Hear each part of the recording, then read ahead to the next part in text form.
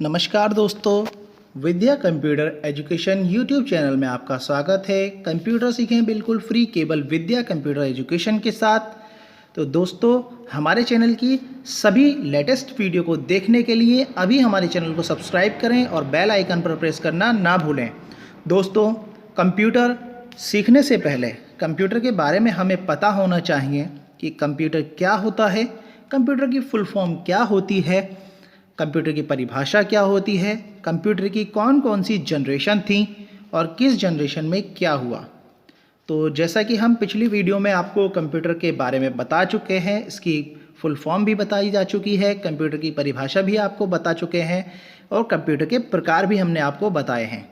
अब आज की वीडियो में हम आपको बताने जा रहे हैं कंप्यूटर की जनरेशन के बारे में कि कौन कौन सी इसकी जनरेशन होती हैं और किस जनरेशन में क्या हुआ था। तो दोस्तों, बने रहिए हमारी इस वीडियो के साथ। तो चलिए स्टार्ट करते हैं।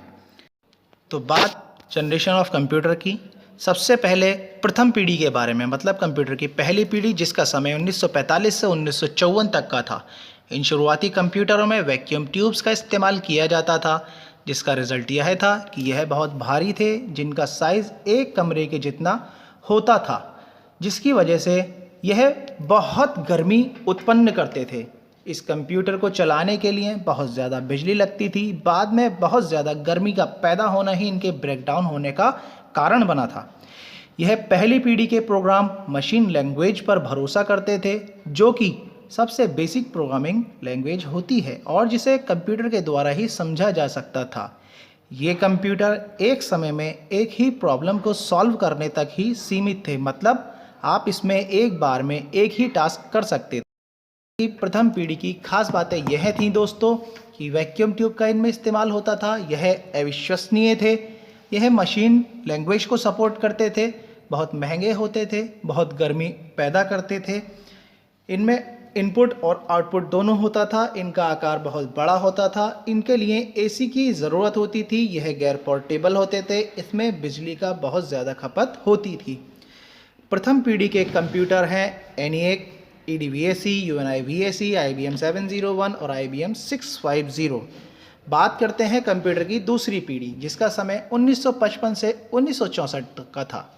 इस पीढ़ी के कंप्यूटरों में ट्रांजिस्टर का इस्तेमाल किया गया, जो कि बहुत सस्ते होते थे और कम पावर का इस्तेमाल करते थे। इनके साइज़ काफ़ी कॉम्पैक्ट थी, क्योंकि इसकी वजह से दूसरी पीढ़ी के कंप्यूटर पहली पीढ़ी के कंप्यूटर की तुलना में थोड़े भरोसेमंद और थोड़े फास्ट होते थे। दूसरी पीढ़ी में प्राइमरी मेमोरी के लिए मैग्नेटिक कोर और सेकेंडरी स्टोरेज डिवाइस के रूप में मैग्नेटिक टेप और मैग्नेटिक डिस्क का इस्तेमाल किया गया था।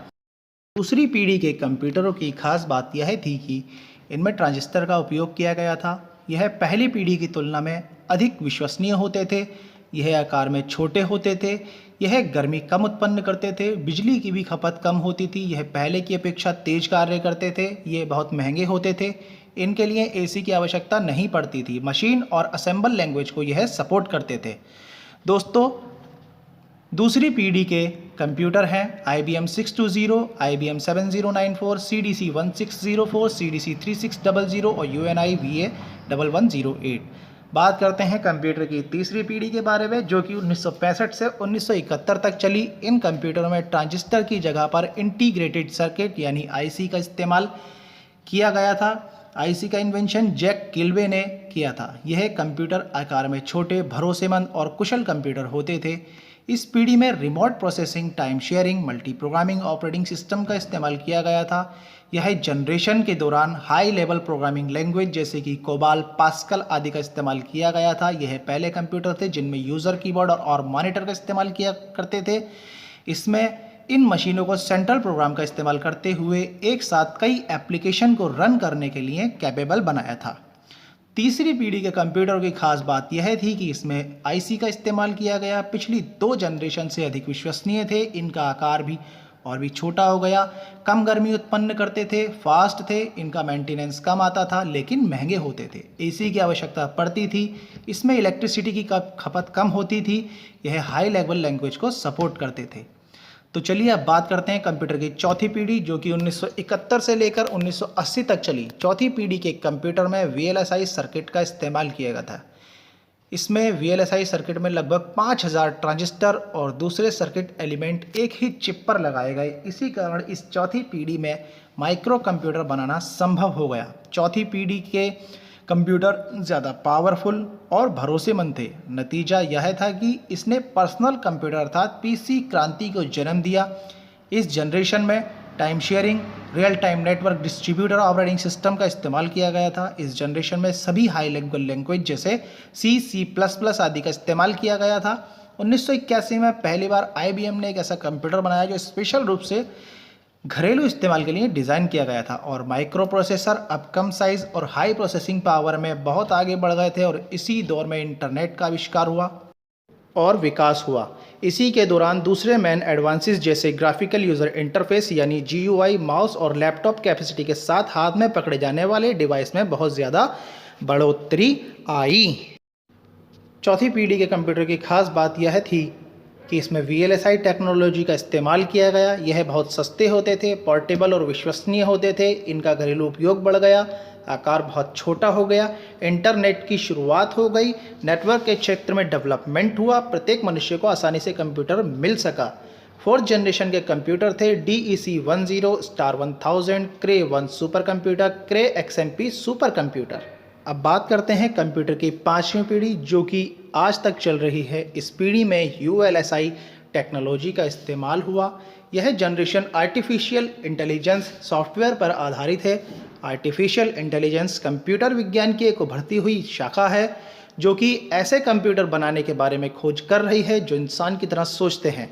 C++, जावा, .NET इन सभी हाई लेवल लैंग्वेज का इस्तेमाल इस जनरेशन में किया जाता है। वैज्ञानिक लगातार कंप्यूटर की प्रोसेसिंग पावर को बढ़ाने के लिए काम कर रहे हैं। ये एडवांस प्रोग्रामिंग और टेक्नोलॉजी की हेल्प से रियल ब्रेन के साथ एक कंप्यूटर बनाने की कोशिश कर रहे हैं।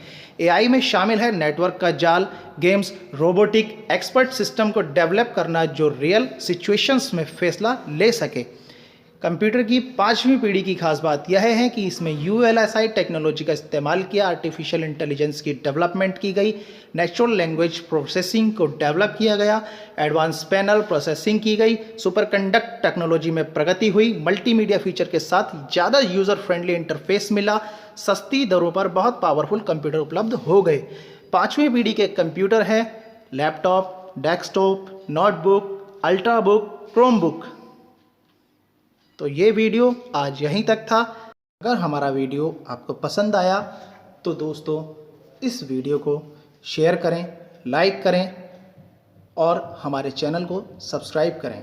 साथ ही साथ बेल आइकन पर प्रेस करना ना भूलें जिससे हमारे सभी वीडियो के लेटेस्ट नोटिफिकेशन आपको मिलते रहें। तो दोस्तों हमारा मनोबल यूं ही बढ़ाते रहिए जिससे हम आपके लिए और अच्छे से अच्छी वीडियो लाते रहें। बाकी किसी भी क्वेरी के लिए आप हमारे इन नंबरों पर संपर्क कर सकते हैं। अगली वीडियो तक के लिए नमस्कार, धन्यवाद।